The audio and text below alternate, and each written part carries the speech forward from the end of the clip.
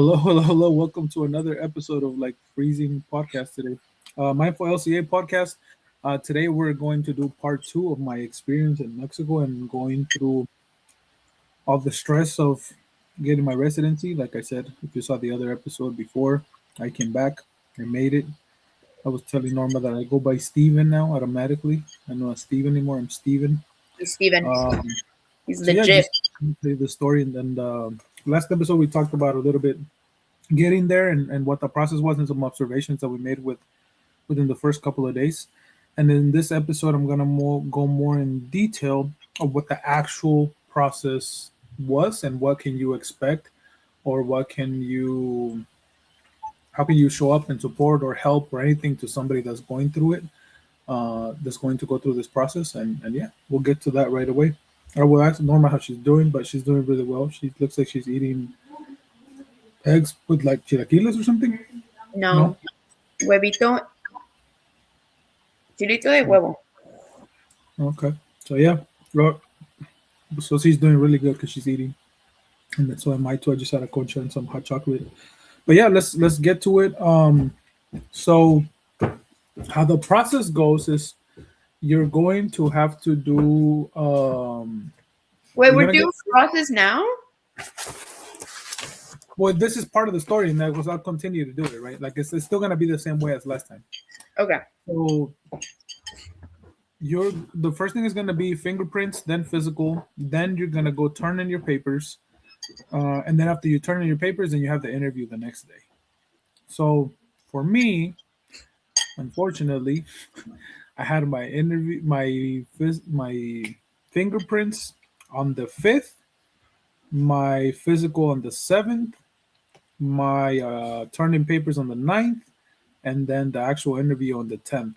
So it was already a week that I had to be there before any shit even happened already.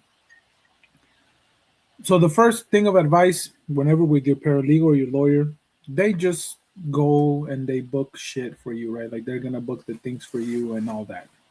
So for me, they just told me like, okay, your shit is here, here, here, and here. I suggest that you guys are involved in that process, that you get added to the email that they create for the account that they create for you, because when you get approved, you're going to want to know that as soon as possible. And you don't want to depend on your lawyer or paralegal to show up, do whatever they got to do the office that day, and then eventually get to the emails and then eventually letting you know. If Mhm. that's if you want to be under control to have that, so you do all that throughout the process. And I'm saying that because, okay, to continue to left off where I left last time, is the night before the fingerprints, and my fingerprints are at 3, so there was nerves, but there was like, I still have tomorrow. I don't have to worry a little about putting an alarm or anything. I think they were like at 3:50, my fingerprint appointment. I already knew where there was and shit like that, so we go walk with Celia, still observing the bridge. By this time, it's already dead because, excuse me, I think the consulate works from like 6 to 2 only, because the last appointment is like at 10 or 10:15. So I think some of that time. So by 2:30, no, 3 that we were walking by, it was already empty and shit. And you see like locks. People put locks with their date and like if they got approved and shit like that. Like they're filling up the bridge with like locks. You see the ladies. Oh, that's another thing I didn't even talk about. Celia makes fun of me and makes a point to talk about it. And now she was like, "Yeah, fucking Steve over here trying to be Mr. Beast of fucking Mexico." I gave away as much fucking money as I could give away to people. Like, I don't want to just brag or say this is for a thing, but there was just something in me that was like, sure. So like, we got the delivery for the food the day before, eggs, fucking bread, bananas, shit like that. And then I give the guy 200 pesos, right? And he's just like really happy because I was like, oh, it's 200 pesos. What is that? Like, I was like, $10. Like, yeah, fuck it, whatever. Give him that shit. Because we took like, and I'll talk about openly how much everything was, but I believe we took 12 or 1300 in pesos. That's how much that we had that we took with us. ¿Dólares? Um, yeah, but we had them in pesos. Oh, yeah. So Okay. yeah, so I felt like a millionaire. Yeah. I don't know how you know how many fucking shit. It was like a bunch of 500s and shit like that. Um, so I remember that we're walking through the making it rain. We're walking through the bridge, and there's like people selling recuerdos and shit like that, like magnets, keychains, fucking little things with the Juarez thing on, little shit like that. And then we get to we're walking towards the fucking fingerprints, and I'm walking, and I'm like cautiously walking towards the place because it's like in a corner, and the guy's like, "Oh, pásale, pásale, ¿tiene cita?" I was like, "Yeah." He's like, "Okay, nomás quítese el, I had my AirPods on. Dice, nomás quítese su audífono y dale el teléfono aquí a su esposa." Le digo, "Sí, sí, quítese." So then I walk in. There is metal detector. Then he tells me like, "Oh, go talk to that lady right there in the counter." And I walk in, and it's completely fucking empty. I'm like the only person there. So I go talk to a lady in the counter, and then she's like, "Okay." And she asked me for my passport and my DS260 copy, which is the application and shit, right? She scans it. She's like, "Oh, Steve Roy Valencia, my birthday, shit like that." I was like, "Yeah, okay, go to the booth number 11." And I go to booth number 11. She just, okay, and gave her the same paperwork. Steve Valencia, my birthday, this and that. Yeah, okay. Okay, we're gonna do your fingerprints. Do four fingers on your left hand, four fingers on your right hand, and then both of your thumbs together. And then, okay, now we're gonna take a picture. Take off your glasses.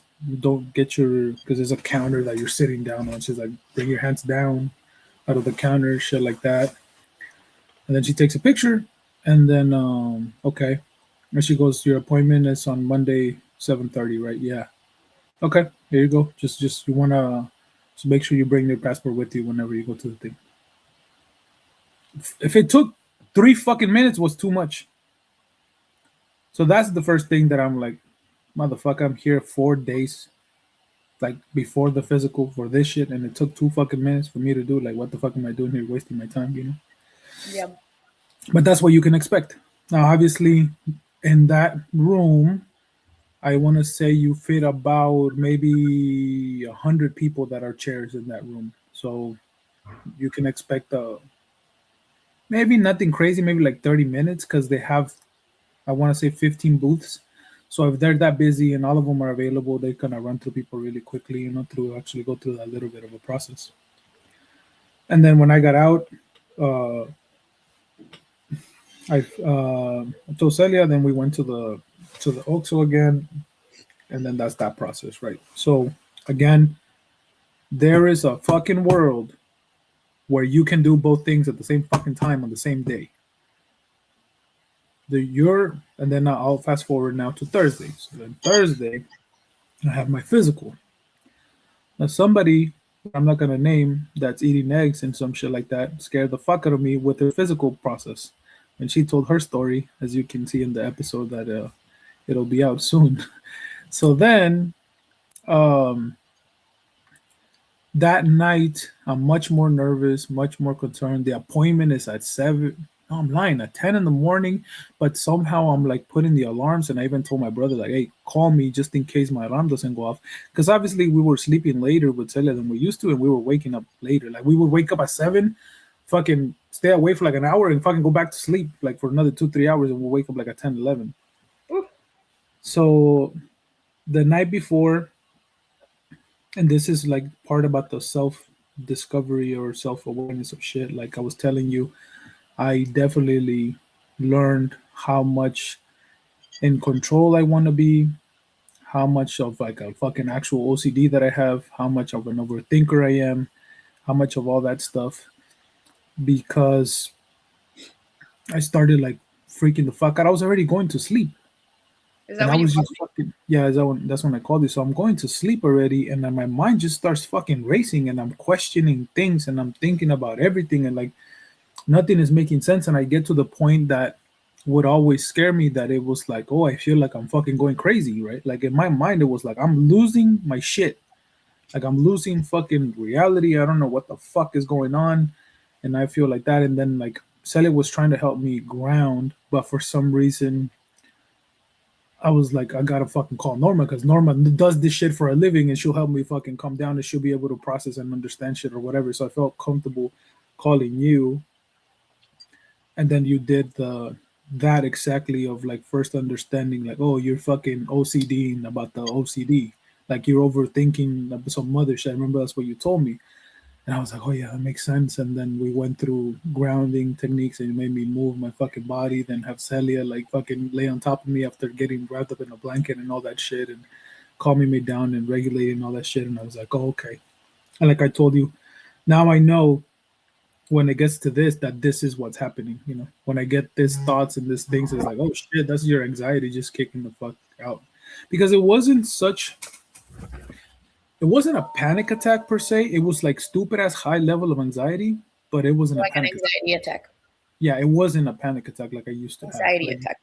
yeah, yeah, like an anxiety attack. Yeah, that's what it was. It felt different because it wasn't like impending fucking doom, and I fucking feel like I have to run or do all that shit. Like that wasn't a thing. It was very similar, but not necessarily. So yeah, I talked to you for a little bit, went over the shit. Like luckily you were on a drive and you were able to fucking help me out and shit like that, and fell asleep or whatever. Remember next day, Celia didn't go with me because there was the belief that it was gonna take me like maybe 3 to 4 hours to go through the physical part of it. Right, that's what I had looked up, and it could have taken some longer time. She obviously feels uncomfortable researching and knowing all the women kidnappings and crazy shit that happened in Juarez in the past, and doesn't just feel comfortable as a woman to go and just be sitting there or whatever. Yeah.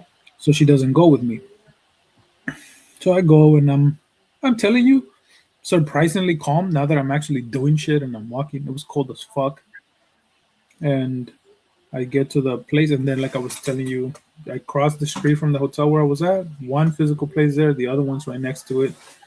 I went to it, and same thing. They're gonna ask you for the same paperwork, passport, the DS-260 thing, and then take your fingerprints, and then be like, okay, take a pic. That, yeah, take your fingerprints, take a picture of you, give you a wristband with a barcode, and then you sit there and you wait, and they tell you just go to that place. That's gonna be first. Is gonna be your X-rays.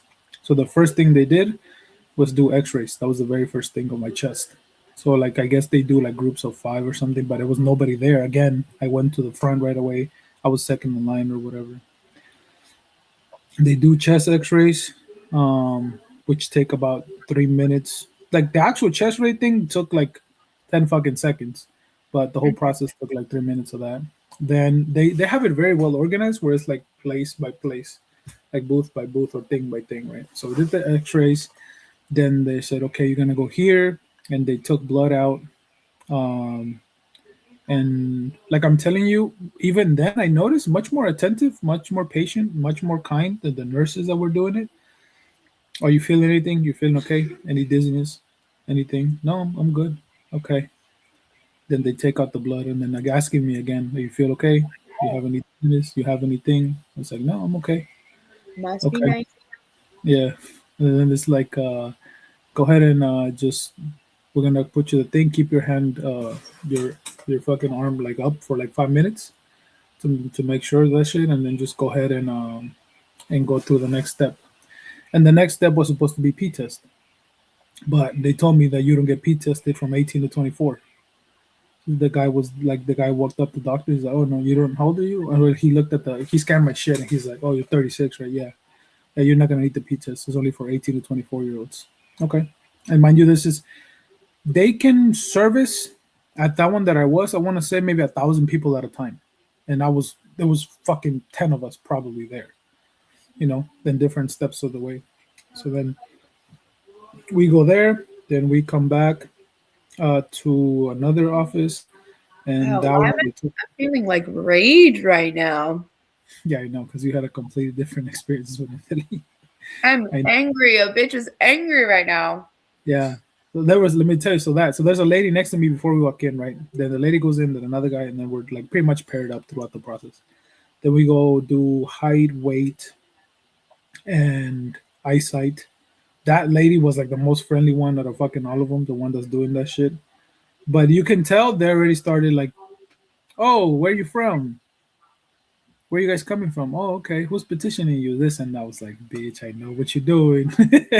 Like you're being super friendly and just a little bit of jabs that maybe other people just see it as friendly, but they're already questioning to make sure that it's you who's there and that you're doing that shit. So yeah, they took my height, weight, and like my eyesight. Then I fucking they put you in the office, and then it was like, okay, take all your clothes off, just stay in your fucking boxers and fucking put on the cover. So I put it on. I'm just waiting, and I see in a big ass sign what it says. Like, you have to tell them if you've done drugs. You have to tell them if you fucking have a criminal record. And there was a third one that I don't remember what it was at the top of my head right now. So I'm sitting there already waiting, and the lady shows up, and she's like, "Oh, your name?" She scanned the thing. Your name? Yeah. So okay, have you ever been in trouble with the government in Mexico or in the U.S.? I was like, no. Oh, have you ever smuggled drugs or people? I was like, no. Do you do drugs? No. Do you drink? No. Do you smoke? No. Okay. Do you know what tuberculosis is? I was like, I'm not sure. It's just something to do with the lungs, right? And she's like, yeah. Have you had a fever that's lasted more than 2 weeks? A cough that's lasted more than 2 weeks, or a fever that you know where it came from? I was like, no, not at all. Okay, let me take a listen to your lungs. Listen to my lungs. Listens to my heart. Okay. Oh, and then she has me lay down. She taps my stomach in different places, and then she sits up. And then she told me to like stick my hands out in front of me like that and flip them over. And then she's like, "Okay, we're gonna go over your tattoos." So then she made me like show them to her, and she's like she wrote down all the letters and all the tattoos that I had and shit like that. Then she had me sign at there was like a rectangle at the bottom of the page, and then she had me initial or sign right there after she went through all the tattoos and shit. She was like, "Okay, you're gonna go to the fingerprints. I mean the fingerprints, the vaccines, and see how they're gonna tell you how many you need." And I needed varicella and the flu. And they didn't even fucking ask me if I had an opinion or anything like that. Which I was like, "Oh, that's cool. I guess just fucking go ahead and do it." And then I did it. They gave me the things, and she's like, "Okay, wait again, right? Wait 5 minutes outside in the bench right there to make sure you're okay after we give you the vaccines." And this is the thing that I'm telling you that it was different because they don't treat me like this at fucking Kaiser. We just give you the vaccines. We recommend that in a couple of hours you take like a warm shower. That is going to help you with the after things. You're more than welcome to take any Advil or anything you like. We just want you to wait 24 hours if you do have any side effects on those things. Um, and then said sit outside and wait 5 minutes to make sure you're okay. And if you feel fine after 5 minutes, you can go ahead and then just go ahead and go to the next step. And then yeah, so I would waited for like three, and I'm like, I don't want to fucking be sitting here all that shit. So I just left, and then the next thing was to pay. And then the lady there, very well coordinated. I'm telling you, again, super friendly. They had me fill a survey while I'm waiting to pay, and I paid. And you can expect, I think the actual fee was $375, $375 for the physical. And then depending on how many vaccines you need, the vaccines are ranging between 40 and $100. 120, I think, was the most expensive one. So I ended up paying 474. And then right there, they before you exit, you wait in line again, and then the lady that was guiding everybody to where the pain was, like, the lady's gonna call you, and then she's gonna give you some paperwork. And they call me, and they're like, okay, this is your um, the thing to, not the receipt, but the proof of the physical that you have it already. We're not gonna give you anything. We're gonna send it to the consulate directly. They're gonna receive it. Really? Yeah. So you're So gonna before have, they used to give it to you, because I remember distinctly, yeah, distinctively, distinct, instinctively, yeah.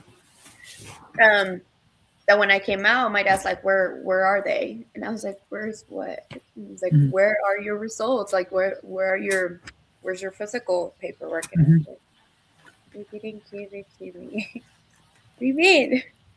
So before they used to give them to you, and you Hmm. would give them into the consulate. Yeah. That's So she just interesting. gave me the proof with a barcode and my information. It says very important that you bring this to your appointment. Hmm. Um, Altogether, I think it took about an hour and a half just to go through the whole process.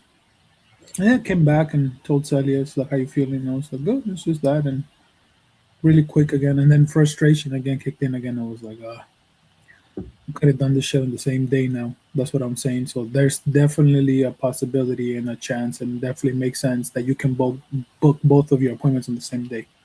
Yeah. You can literally book them. I think what the on some other lady that I talked to later on that was going through the same process said that there probably still want some days in between your physical and your appointment because of the processing the results and handing it to them and shit like that, Mhm.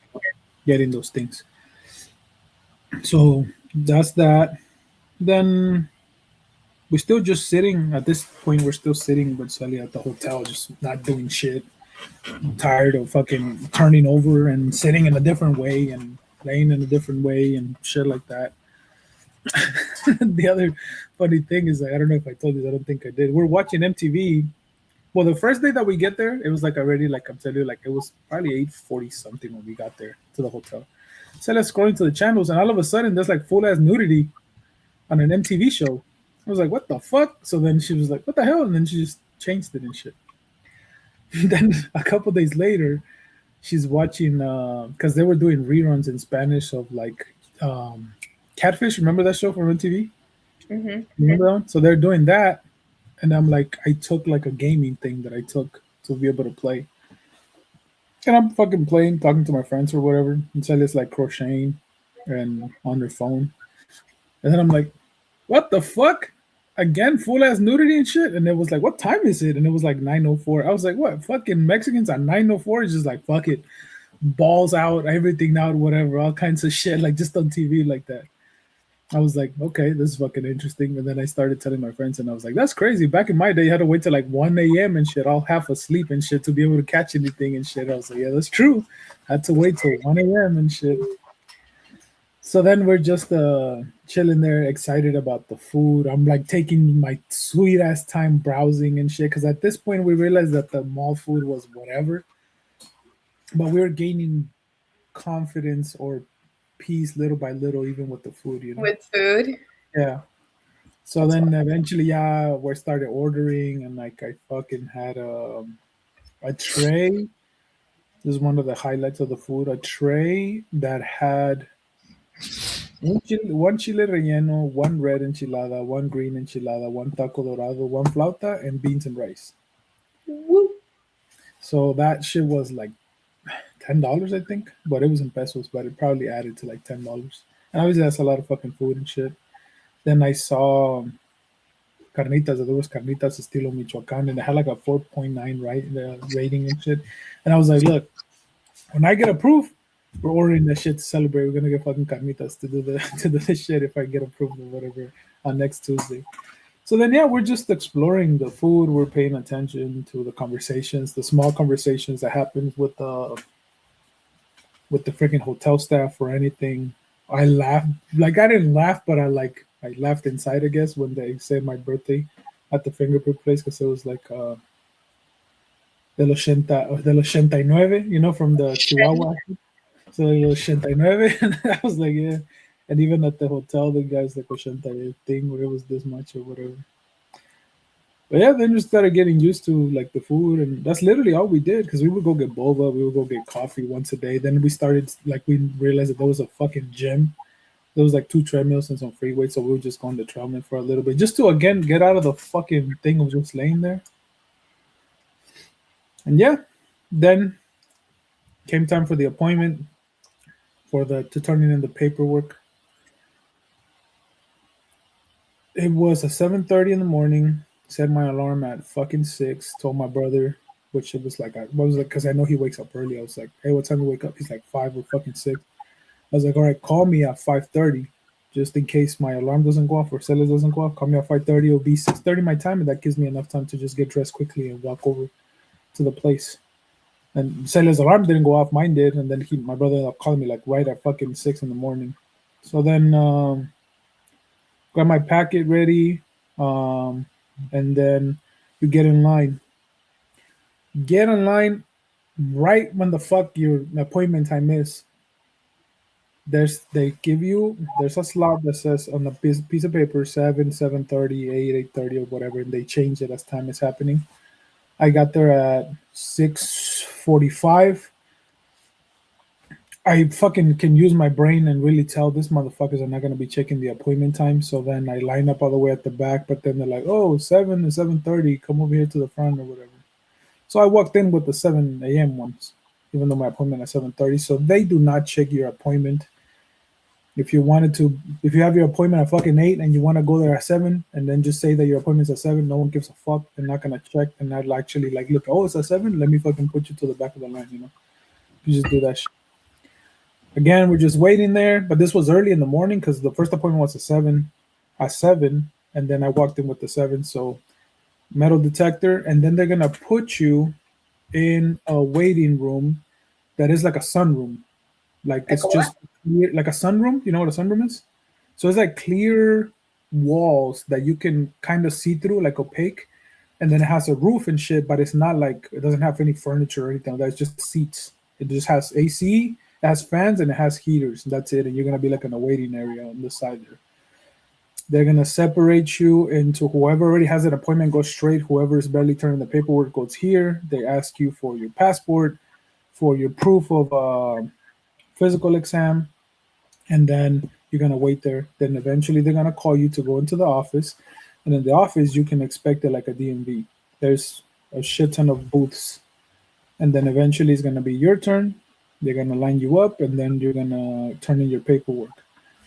For your paperwork, what I saw they asked, what they took from me, and I'm being observant at this point because they put me in an aisle where the left side is turning in paperwork and the right side is interviews, like the actual interviews. So I'm on the left side, but I'm paying attention to what the fuck is going as I'm waiting on the right side and on the left side. Take everything that you can possibly need, everything that your lawyer gives you or your paralegal gives you, but they only took my birth certificate, Celia's birth certificate, the marriage certificate, taxes, and the pardon.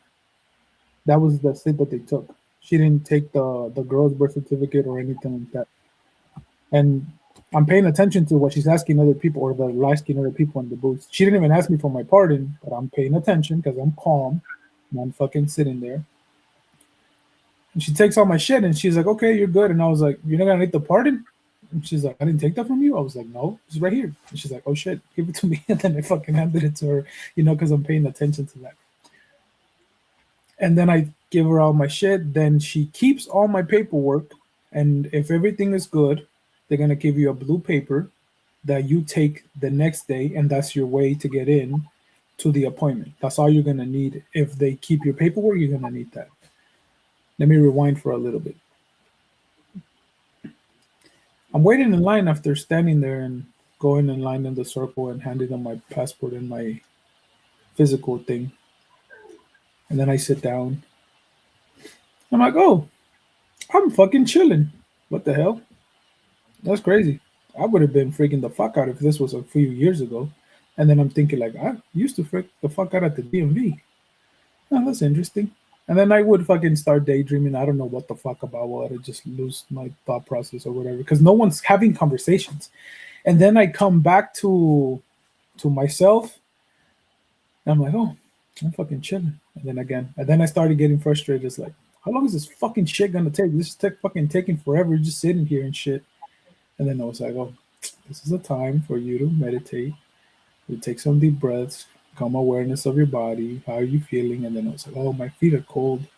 It's fucking cold and shit in here. Well, there's nothing I can do about that. It's And so it's cold. like, Those places are so cold for no fucking reason. yeah, So cold. yeah. I don't know if So, it's a little bit of like people being nervous because when you get anxiety, usually you do get cold. yeah. Um, but I remember being freezing at every fucking place that I went to in those bitches. hmm Well, the weather wasn't too bad. The whole time that I was there was between, well, the when they give you the highs and shit was like 55 and 75. So only 2 days were like stupid as cold. But yeah, that's what I'm telling you. So then I'm having this moment of growth of analyzing shit. Like, oh, you're fucking relaxed. Like you're actually just going through it and shit. Like you're fine. Come back and I'm like getting frustrated. And then there was like a book or a podcast that I listened to that it was like, anytime you're waiting is a great opportunity for you to meditate.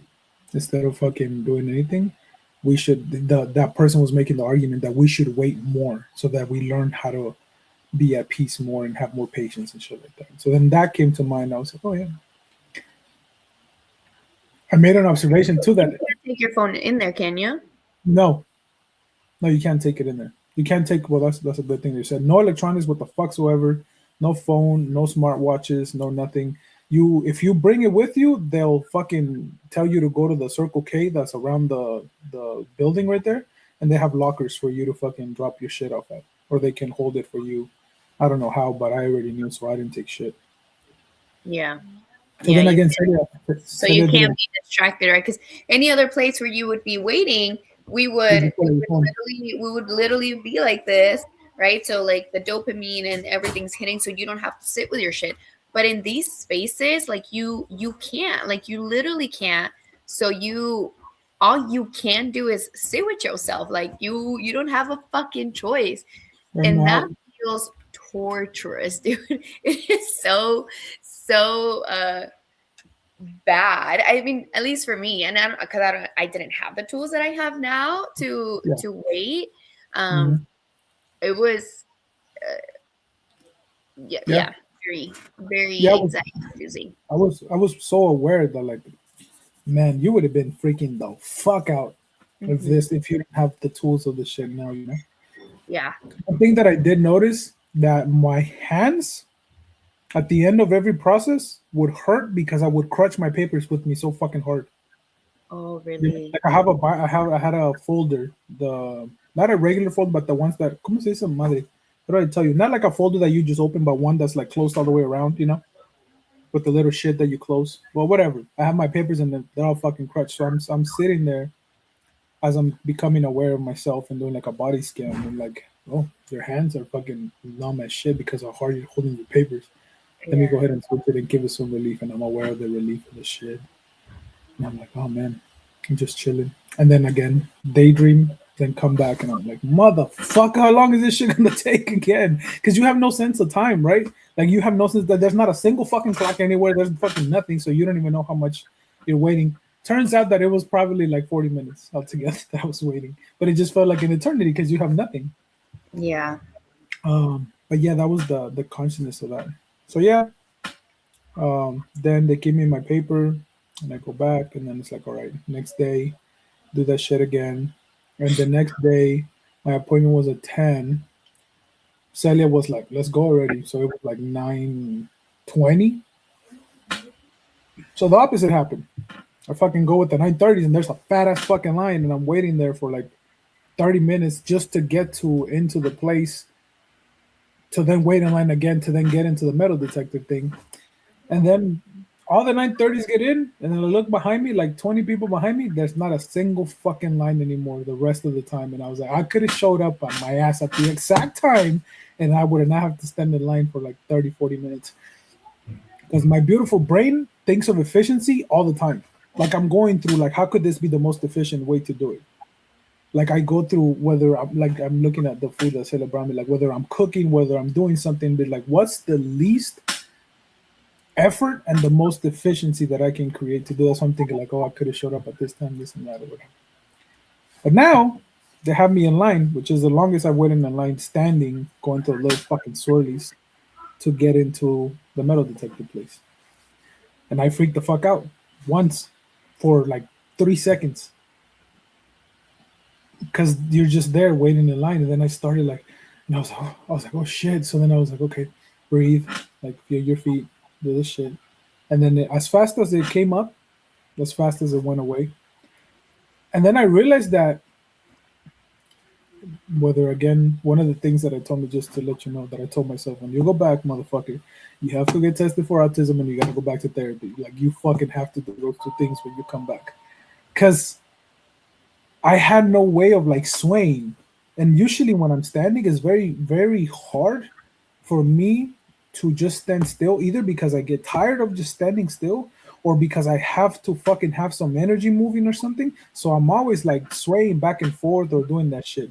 So then eventually I caught myself not being able to do that. Then they move you to another side of the line where there was a little bit more space. So then I'm like stepping to the side and stepping back in. I'm like tapping my feet and something like that to doing those things, right? And then the lady's like, please stay in line. I don't want you blocking the fucking hallway or whatever. I was like, okay, cool, whatever. Like a made up makeshift hallway for people to get out. But then I made that observation. I was like, oh, it made me feel better to have like a little bit more space. Like I can move a little bit, something like that. Yeah, then I walk in and then they, I want to say that one of the most important things, obviously, to bring out your paperwork, because from my observation, I want to say only 25% of the people that showed up the day before had their appointment at that time. So if there's 100 people walking in, 75 go into the paperwork waiting area and 25 go into the appointment. So I want to say a lot of people get rejected for paperwork that Okay, I see what have the appointment right away. So just make sure again that you double check, triple check, and you do all the paperwork again. Whatever the lawyer tells you and all that shit, but it's usually birth certificates, marriage certificates, the pardon, the criminal clearance record from Mexico and from here. They only check the one from Mexico for me. Taxes. Some people had pictures of their kids and of the thing and all that shit. But you know your case and all that. So just make sure that you're very organized with your paperwork, addresses and shit like that. Because you know you feel bad for some people that don't have the literacy and shit like that. But like you heard people like, oh, I don't know where the fuck, like, what's the address or what state or what city does your wife or your kid or whoever live in the United States? Like, I don't fucking know. You're like, what the fuck? Like, how do you not know those things, you know? Be on Yeah. top of that stuff. So, yeah, second time around, we walked through. I already knew that I didn't have to go to the waiting area. So, she just go straight ahead. And they're like, okay, go to the other place. And there was another little waiting room. Then they bring me in. Next to me, I made conversation with some lady. I was like, "Oh, they didn't take your papers?" And she's like, "No." I was like, "Oh, they took my papers. I wonder what that means." So they kept my entire package of shit. And most people, I want to say maybe 1 out of 10 people, they kept their shit, and I was one of them, right? 1 out of every 10 people there. There was like 200 people probably in the waiting area. So then, I wonder what that means. I made conversation with her too about she was also scared to go. She's been married for like 15 years and finally decided to do her paperwork. She had DACA, but she was too afraid to go to Mexico to advance parole because what if I get denied or whatever? So she did it. She was from LA too, all that shit. But then we walk in into the actual office for my interview, and let me go back. When I'm waiting to turn in my papers and I'm left and right doing like there are people doing the interviews, I'm turning in my papers. I pay attention to a guy that they call up. How many times have you crossed the border? 4 to 5 times in like 2000 and one more time in 2005. I go back to paying attention to what the fuck I'm doing to be prepared for what I'm doing. And then it's my turn. And then I'm turning in my paperwork. And she's doing gathering shit. And I turn my attention again to the guy. No, it's that I came in for a party and I stayed for a party like in 2005 and shit like that. And the guy's asking him like, well, how and this and that and how you came in, which is gonna lead up to the interview part. The number one thing that I saw is answer what they ask you with no context. Answer directly in a very short and direct way what they ask you. Don't say, oh, it was this or it was that or it went through here or fucking don't give them any information that they don't fucking ask you for and just answer yes, no, December fucking 3, whatever the fuck it is without giving them any more shit. Because I can tell you definitely that I'm pretty sure that guy didn't get fucking like, didn't get accepted or didn't get approved because there was a lot of fumbling and shit. And it was a black guy doing his interview, and I was just remember like him just asking more and more questions, and like I remember the black guy was a little bit frustrated and shit, but I was like, yeah, it makes sense. You're asking all these things. So then fast forward to the next day, I get to the same place, the same office. And we're waiting in line, and then the fucking lady there is like, if you have a white paper stapled to your blue paper, um, raise your hand, and then I'm gonna call you guys by aisle. So then I was like, the fuck does that even mean? So I look at my shit, and I had never even paid attention. Like I got it when they gave it to me the day before, and I put it in the fucking folder and give a fuck. I was just like, all right, I'm gonna show up the next day. I didn't even look at it twice, and I saw that it said aisle 4, number 43. That's what it said. So then she starts calling the rows behind us because the front row was the one that went in at the end. Okay, well here has a white paper like I do. What aisle are you at 4? Okay, stand on this side. Okay, you guys wait, and we're gonna take them. And it was me and some other dude. And I go and I skip about 250 people, and then I'm like the third in line for my interview. So I think my best guess is that the white paper means like pre-approved. There's no red flags. There's nothing to question. We're just gonna go through the motion of shit, and then it's already there. Because when it was finally my turn, it was, and those are the people that are taking papers are Mexican still. The people that do an interview are all white, and you can hear on their accent. They're all like American, pues. Because there was mostly white people. There was one black guy, and then I got some Asian lady, and their Spanish is all obviously like a thick English fucking accent on Spanish Wait, fucking say that one more time for me. like. So when I went to turn in my paperwork, I was in the aisle in the middle where all the booths on the left side they're collecting paperwork. Uh-huh. All the booths on the right side they're doing interviews, but I was in the middle one. Hmm. So on this side they're doing interviews, this side I'm turning in paper. The people that are taking your papers are Mexican. Mexican. Got it. The people that are doing the interview are Americans. Got it. United Stadian. Yeah, yeah, Okay. United States, yeah, in the U.S. So that's the thing, right? So then the ladies, I'm in line and I'm on the turn. So there's a lady right in front of me doing her interview, and at some point she asked the lady something, and then the consulate lady was like, "Oh, say it again. Soy gringa." Like, dígamelo despacio. Soy gringa, or like an accent. And I was like, "Oh, that's funny." So it kind of relieved a little bit of the stress, to do that shit. And then okay, my turn, and I go, and I didn't see what kind of person it was. If it was a dude, a girl, race, or whatever the fuck. And I get there, and there's an Asian chick, and I'm like, oh, for some reason, it just took away like 50% of my nerves. I was like, oh, I got this. I don't know. I don't know why. I don't know how, but it just seemed like instant relief. I was like, That's not oh, like okay. racist in you? But maybe like not non-threatening for some reason is what I got. Right? Yeah, That's racist. yeah. So then I'll tell you exactly how it went in the process now after waiting. She's like, who's petitioning? No, I give her the code, the fucking paper. She scans something and then she goes and gets my file. And this is why I think I was like pre-approved, or there's no red flags. The marriage has been fucking 10 years. I have 2 daughters. There's one entry and all that shit. So because when she gave me where she pulled up the folder, my case code was at the bottom already, like taped up, printed and taped up in there. So I think they keep it and they process it and then they put it over there, for them to pull it out. So then she asked me, "Who's petitioning you?" Because she asked me, in English or Spanish, and then I was like, in English is fine. And then she does, you do the oath, promise that you're gonna say the truth, nothing but the truth, or to the best of your knowledge and shit. I was like, yeah. Then she's like, "Who's petitioning you?" I was like, "My wife, Celia Dueñas." Okay. "How many kids do you have?" I was like, "2. You know where they were born?" I was like, "Yeah, San Leandro and River City." And then she goes, "Have you committed any crimes in the U.S. or Mexico?" I was like, "No." Okay. Um, and then she starts going through the papers. And then she's like, "How many times? This is your only exit, right?" I was like, "Yeah." And then she's like, "Do you remember?" And then she goes, "I know you're too young to probably remember, but do you remember how you came in?"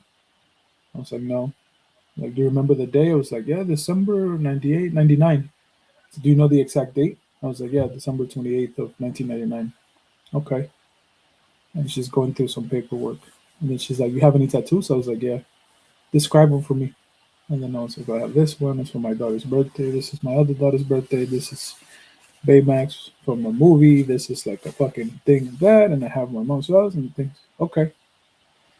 And then she goes through more paperwork, like flipping through birth certificates and shit like that. So, do you know your rights as a resident? Um, being like becoming a resident, like what rights do you have as a spouse to an American citizen? Something around the lines. I was like, no.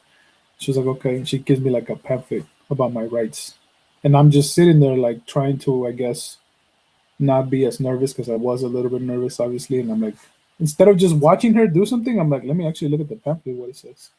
One of the things it says is just like about custody, right? Like you can file for custody things, or you have the rights to do this things or whatever.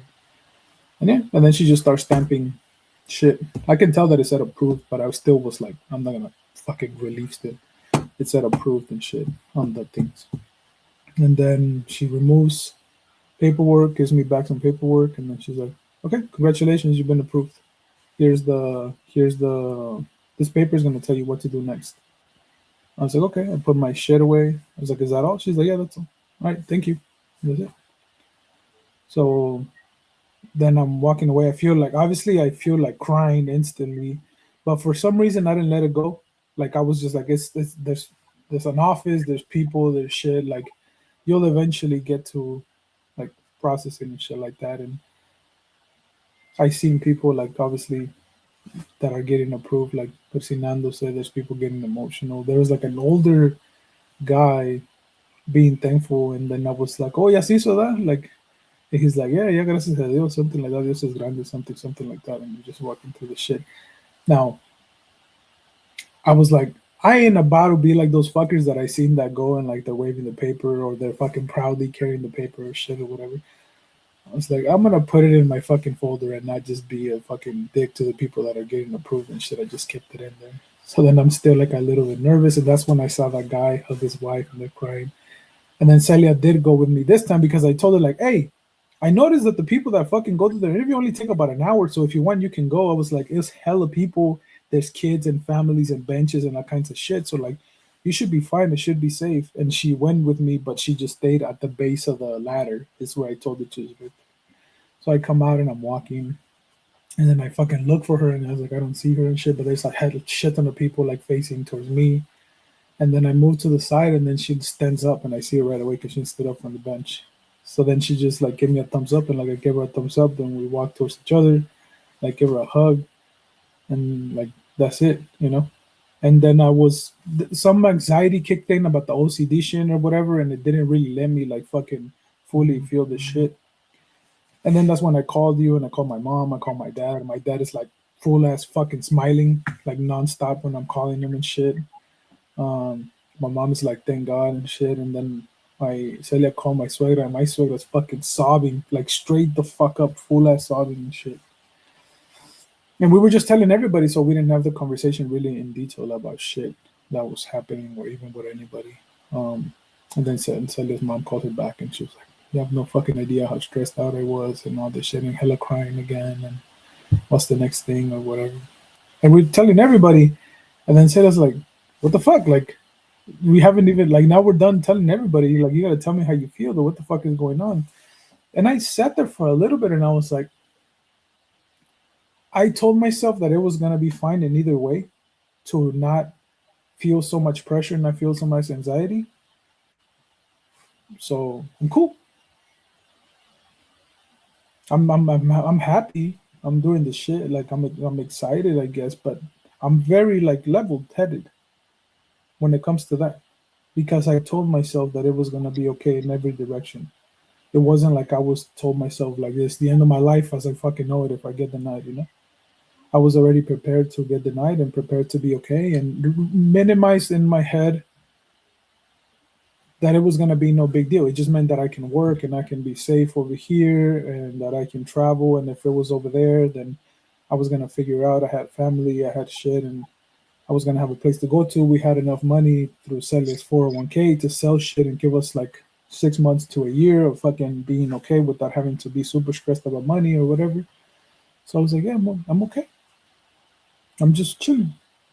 Like I'm not super happy, but I'm not super sad because I went through that process of preparing myself for any situation and being okay. And like, I kept thinking about that Chinese fucking thing, right? About like, who knows what it'll happen. Oh, that sucks for you. It's like, who knows? Oh, that's great for you. Who knows what the fuck it means or whatever, you know? So I was like very level headed with it. And yeah, obviously everybody's excited and getting approved, all that shit. We ordered the carnitas. The carnitas were fucking fire. I called my dad afterwards, like, hey, tan perras las carnitas, le digo, nomás que están muy pinches güeras. Like, they don't do them like you, like where you make them like look nice and brown and all that shit, or like burgundy almost. He's like, yeah, they probably don't put the shit, but I was like, yeah, I was surprised they're really good.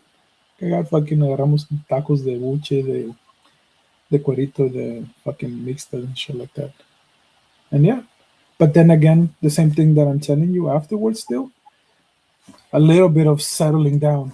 It felt like it would come up and then settle down, but the settle down be like, okay, one less thing, like one less thing to worry about. But then in my mind,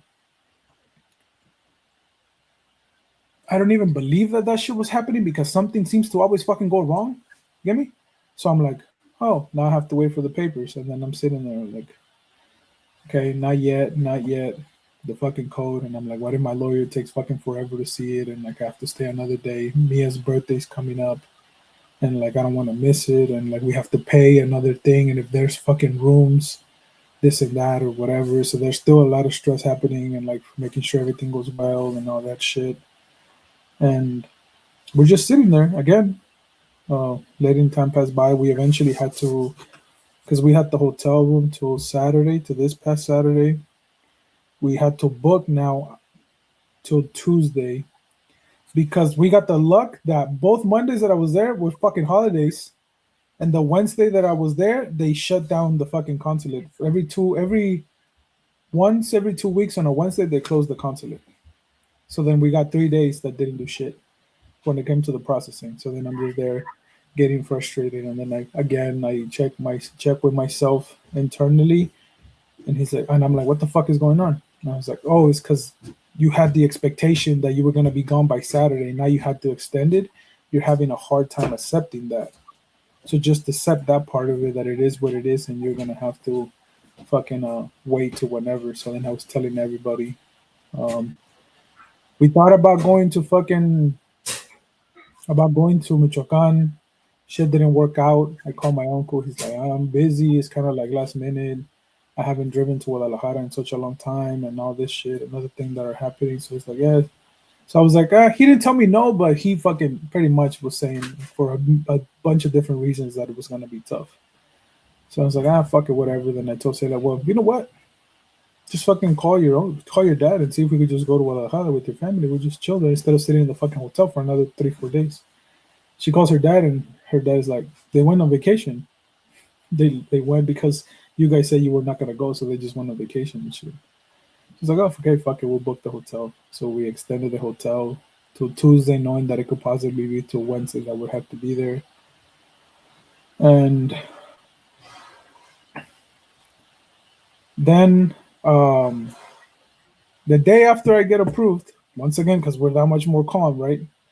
Cela's like, you want to go on the tour of the bus? And I was like, yeah, fuck it, let's go. We can go tomorrow. So we show up, and they're like, oh, it's till 10. And my anxiety is like, hey, come up with a way out. Fucking. And I was like, it's till 10. Like, what if we just go to the museum that's like right there? It's supposed to be pretty cool, and we didn't go to the shit. And then Celia's not telling me anything, but she really wanted to go, I can tell and shit. So I was like, fuck it, let's just go. And then as soon as I accepted it, I like settled down a little bit more. And then we get on the tour bus, and we're now going through Juarez during the day. And then the first 35 minutes, I'm like freaking the fuck out. Like, I'm just super anxious. I'm observing everything, but I'm like super, super fucking anxious. What the fuck? And then I catch myself again, and I was like, hey, I know you're not used to this. I know you want certainty, and I know this is a lot for you and what you're doing. But like, what if your nerves are like more excitement, and you can be more present and just understand that you're observing shit and whatever the fuck. And after that, took a little bit, it took like another 10 maybe minutes to go away. And I was chilling the whole fucking time.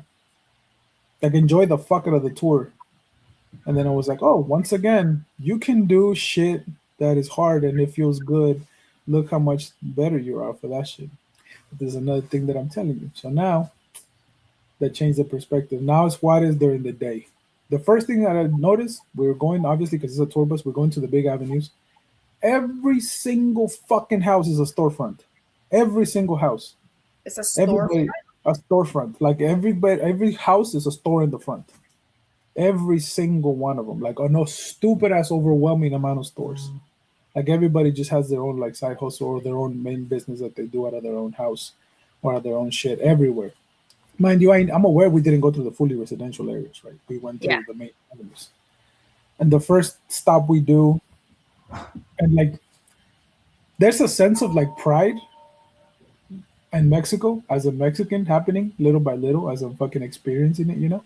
Like, oh, it's not that bad. Like they have this and that and like, you know, the food and the fucking thing and this shit and there's this kind of pride building up. Then we get to the first stop. I don't know if you know there's like a big ass X in Juarez. So there's a big ass X that is a tribute to La Mexicanidad. Just a big ass X. It has the five sons from the Aztecs. It's a big ass thing in there. It has the five sons. And then the tour guide is like, obviously, he's being like over the top, right? Being like, you know, being like mamon and shit like that and just making people laugh and shit like that. He's like, oh, miren, como ve como la ven toda, que no está acabada todavía allá en la esquina. Dice, no es porque están pendejos y así la dejaron. Dice, significa que como mexicanos siempre estamos creciendo y evolving para mejorar en this and that. And then we walk in there, we take a picture, a couple pictures of it. And so it turns out that that's an amphitheater and that's where they do fairs and shit like that. And all that, so it's like a big place.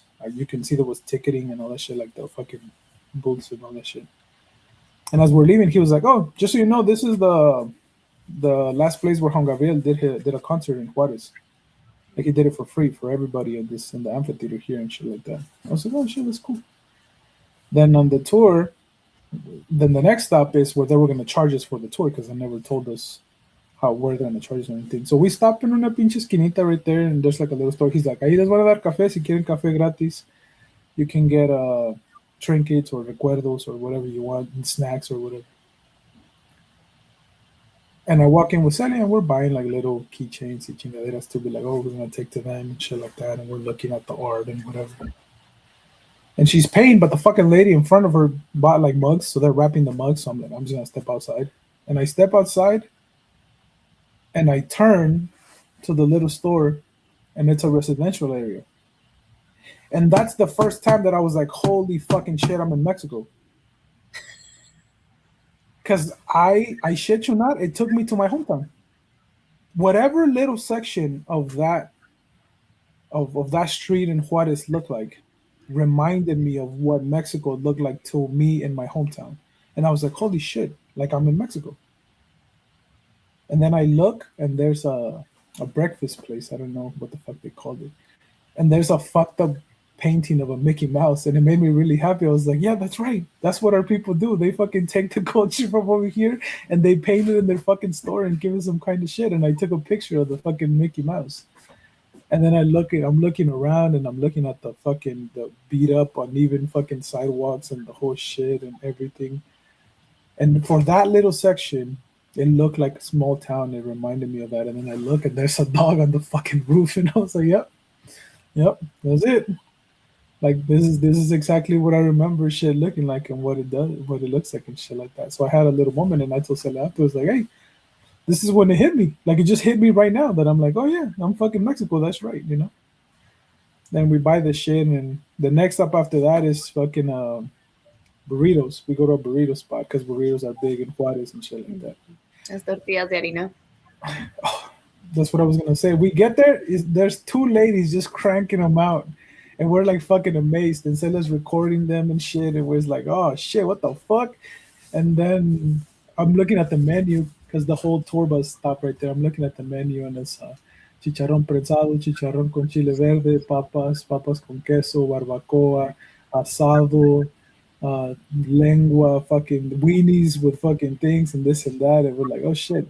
Now, we were still careful with the eating, so I hadn't eaten, so I fast. So like every time I break my fast, I obviously have to go to the bathroom like almost instantly, right? So I was like, I'm not gonna fucking do that. I'm gonna just save them. And Celia, for her reasons of like not trusting the food, is like, well, we'll take them home or whatever. So I got like 8 fucking burritos. I didn't give a shit about the price or anything. It was just like, fuck it, that shit looks hella good. So then we took them. We didn't eat them till we got home to the hotel. After that, we stopped at Juan Gabriel's house after the burritos, and we didn't actually go inside. The tour guide was like, this is just a quick thing. You can walk around the outside. We'll be here for like 15, 20 minutes. But if you want to come on another day. And his ashes are there, his Grammys, his clothes, all that shit is there. So when we stopped, there's a statue. We took a picture of the statue. We took a picture, like it was like a heart. We took a picture there. We're just walking around and took pictures of the house because we didn't actually go inside. It's just in the outside of the house that's now a museum. And then once again, when we're leaving, the guy's like, "Oh, did you guys see the fountain?" We're like, "Yeah."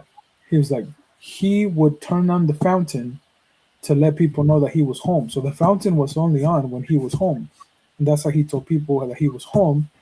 And people would show up and just stand outside of his house and he would do concerts and sing for them for free and the thing. I was like, oh, that's cool. And then we go to, after that, we go to, and the whole time the tour bus guide is just playing Juan Gabriel music the whole entire fucking time from we got onto the shit to the whole time, right? So then after that, we go downtown Juarez. Now to get to there is where shit look more beat up. Again, I want to make a clear distinction between poor and ghetto. Did it look poor? Yes. Were buildings that just fall and they just left them there and there's rubble and there's shit there? Yes. Did it look ghetto? Not fucking once. It looked poor. It never fucking looked ghetto. So we get to downtown and then he's like, all right, here you guys are gonna have about 30 minutes. If you want to eat something, I suggest this place. This is the one that we fucking recognize or whatever. But if you keep going over there, you're gonna see the cathedral and shit like that. So go ahead and just take your time. We get down, and mostly everybody was selling the same thing, like little recuerdos, Juarez things and shit like that.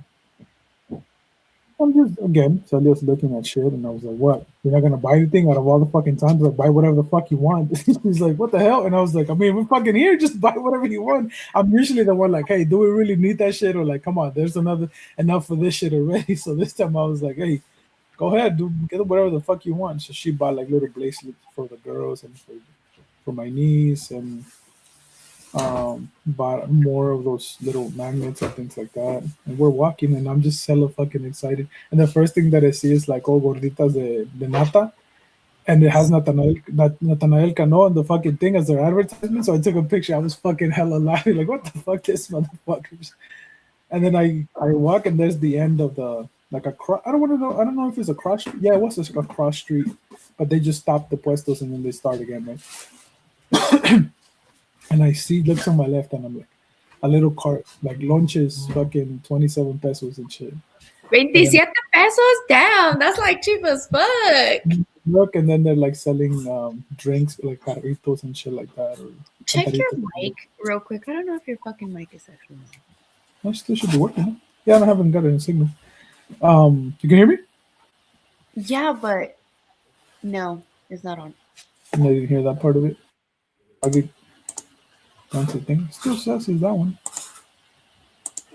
But you can hear me, but not like perfectly, right? I don't want to mess with you too much. Like you can hear this, right? For yeah. Yeah, I can't hear it for you. I'll pick it up a little bit more. So yeah, then I look and then I'm like, oh, I want some. I've been craving fucking papas, like the chips, but the homemade ones. So I was like, I'm gonna get some papas and shit. And then I look to the left, and then there's gorditas and enchiladas, and they have the gorditas like lined up as like for you to see them and shit. And I was like, fuck, I know we got the burritos, but I want to eat this shit so bad. And said it's like, hey, chill. We don't want to trust like shit this so badly still. But I was like, I want it so fucking bad. Like I just want this is what's gonna make. I went to Mexico and I went to a tianguis and I had fucking gorditas, But she kind of talked me out of it. It's like, fine, I'll settle just for the papas and shit like that. And I was gonna buy them because somebody was selling them, and I was like, maybe not from here. It was like this big lady with her whole fucking stomach out, and it looked like all dirty and shit. And I was like, maybe not from this place. And I look, and they were selling them somewhere else. I was like, maybe I'll get them from there. So then we're walking towards the cathedral, And then I look to my left, and there's a plaza, and that's another like, oh my god, this is the most beautiful fucking thing I've ever seen in my Like life an because actual plaza? it reminded me of the plaza in my hometown, right by the Hmm. church. So Yeah. then I'm just there, and I was like, come on, let's just walk through the fucking plaza like vamos una pinche botita through there, right? It was just a thing because we were still kind of mindful of the time, and we see dogs, and I was like, oh look, the stray dogs are there. It was on like two of them. And then they had a Tintan statue in the middle of the plaza because Tintan is also from Juarez too. And then this is where it's gonna get fucking sad. We're turning already to exit the plaza, and before, as I was walking to my appointment, I told Celia like, "Can you imagine if you get denied and you have nobody in Mexico? Like, can you imagine like you're already an older person, or you have no siblings, or you really have no one to go to? Like, what the fuck would that be like?" And the bigger risk that we're taking, because we took the risk knowing that we could always go to your parents' family, or we can go to my family, and we have somewhere to fucking at least be at while we get figure shit out. Like that would Hmm. fucking suck. And she was like, "Yeah." So now we're walking the plaza, and we're turning, and as we're turning, there's a guy walking towards us, skinny, crutches. So like by I look at his crutches and I automatically want to look at his feet to be like, what the fuck's going on? His foot is black. This is a brown Mexican person. His foot is black. It's swollen, and there's like blood slowly coming out of like his foot, like on this like above his ankle. It's just like slowly like dry blood, and there's like a little bit of blood just coming to the shit. Like fuck. And we meet at the fucking we meet against each other. He's like, hey, yeah, it's like obviously gonna translate it. He's like, excuse me, I don't mean no cause no harm. I just wanted to know if you can help me with something. Because I have nobody here. He's like, I see, he says, I have nobody here, and he starts tearing up. I have nobody here, and like I just want some money so somebody can help me, like so I can heal my foot. He's like, I swear to you, I mean no harm. And then like we took some money out, and I gave him some money. He said, thank you very much. Like hopefully, like God multiplies it and shit like that. And that was still what people tell you when you give them money. But the sad part, and the part that told me this is an honest man, as I'm turning away and walking away from him after saying, oh, like, oh yeah, thank you, how good. It just starts like, thank you, God, for listening to me and allowing someone to fucking help me out and give me my shit while he's sobbing. I'm not looking at him anymore. I'm hearing him, like praying to God, thanking him that somebody was able to help him with something. Now, but like, oh, it's like, fuck me. Like, that just completely was another big emotion that I was like, fuck, like, that's so fucking sad. Like, that's hella crazy that he's in that situation. And I was just like, well, as much as all the shit that I got to complain about, like, at least I'm not in Mexico alone with a fucked up foot and not Yeah. having any fucking money or anybody to fucking help me out with anything. And Mhm. yeah, then we walked back. Um, we did notice like a couple Native American people, or at least they're dressing up very traditional with their dresses and the things like that. And the next thing I noticed as we're walking back, Sally's still looking at the things, and one of them is breastfeeding, just sitting there. But I'm telling you, it was not a single homeless person, not a single crackhead. Nobody was leaning on fentanyl. There was none of this shit. So then we get back to we took another picture at the different sign at the tianguis right there. We get back on the thing, and then we're just waiting and watching people and shit like that. Then the next step is we went to a archaeological museum, Mhm. and then we went to a park, and the guy was telling us that when Kennedy was the president, whoever was the president of Mexico, they went back and forth for the entire term pretty much, and they actually gave Mexico a big ass fucking park. So they already had taken it, but Mexico, whoever was the president, fought with Kennedy, and they took back a big ass park. It's like Chimal, or I don't know what the fuck it was called, but the tour guide was telling us that it's like hella big and shit like that. There was like a little Chichen Itza, and the tour guide was like, "Hey, this is a replica of Chichen Itza. So just so you know, if you got married in Juarez or you had a quinceañera, every fucking household comes here to take the fucking pictures for the wedding or quinceañera." It was like next to the university, and we also saw the place where Juan Gabriel's mom put him in that fucking place and where he escaped and shit like that. Like we also saw that place that is now it used to be like a orphanage kind of thing, but now it's like a school or something like that. So then at the end of the tour, the guy's like, "Now you've seen how Juarez actually is," and what the fuck the how it actually looks and shit like that. Because a lot of people in the media try to like make it like a big ass deal that it's so violent and they blow it out of proportion and shit like that. Yeah, we got back, and then I'm having conversations with Celia and having conversations with Luis or whoever the fuck I'm calling. I was like, oh, I'd much rather be in Juarez than in LA. If you tell me, I felt safer over there than over there. Mm. Because it's poor, but it's not ghetto. I never felt in danger. I never felt like I had to be like, oh shit, let me walk away from this fucking person. There is the tourists, there's the people selling shit, and there's the people that live there, the families walking around, doing the shit. And not once did I feel in danger. Obviously, I'm aware that the tour didn't take us to the fucking hood, if there was a hood. I'm pretty sure that, like he said to the tour guide, it's like, obviously, don't be fucking out and about at 3 in the fucking morning either. But that's everywhere. That's in every city, no matter where you go. That's usually the thing. So then it makes me feel excited to be like, oh, this is supposed to be Mexico's shit town, shit city. Like, if this is as worse as it can get when it comes to, oh my god, this is a fucking scary place, it's Juarez and all that shit, then I'm like, Guadalajara's gonna fucking feel like a fucking paradise compared to this shit. There's all the shit that they talk. Like, fucking Zapopan is also gonna be like that. Then the small towns further down south are gonna be nowhere near as bad. So, all of that experience just to say, nothing turned me off about going to move to Mexico.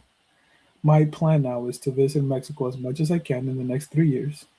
And once I get my citizenship, I'll be able to decide whether the fuck I want to move to Mexico or not and what I want to do with my shit. But there was not a single thing that was like, oh my god, no, this is a fucking shit show. You know?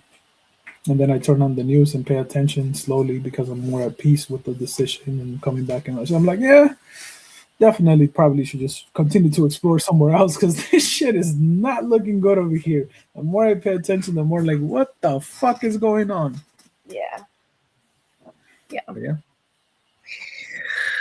That'll part 2, part 3 just be all about the emotions and the growth and the scary cat adventures and the whole things about those stuff that all the personal growth that we had, and maybe we can have Celia talk about her experience and her own anxieties and her own growth and how we're like, oh, now we gotta do shit. We gotta take the gross places. So I'm like, maybe next week we'll take them to the fucking snow, and after that we'll take them here and this and that, because we realized how much of our own shit was getting in the way of having them explore. And we also told ourselves, if we expose them to this kind of shit, they're not gonna have to wait till they're fucking 35 and 36 to make a random fucking trip, and it's not gonna be the end of the world because they'll be used to exploring the world and different cultures and different shit as they get older. Yeah. And like always, when it comes to that, I'm like, put me through whatever fucking hell you need to put me through if it's gonna mean that they get to have a different perspective or experience life a little bit differently than that. Yeah. Yeah, that's almost all of it. We'll do one more to talk about all those little details, like I said. But yeah. Oh yeah, so yeah. A lot of growth. A lot of people showed up for me. I have to thank all those fucking people and all those things, and it changed a lot about like, oh, the people don't really give a fuck. Till there was some people that I'm like, oh, I didn't expect you to be that fucking consistent and that interested and that supportive throughout the progress and shit like that. And it was really cool. But yeah, we'll leave that for part 3. Cool. Yeah. All right. Stay tuned to the next one in this immigration thing that we'll have. And that maybe has me thinking maybe we can get like actual people to show up, right? Like we could be more of a service outside, not outside of mental health, like intertwine it, but maybe we can bring people that can hit on different topics like that. Immigration, paperwork, and all those things. Maybe we can have guests that do that shit. But all right. Gotta let go in order to grow. We'll see you guys next time. Peace. Bye.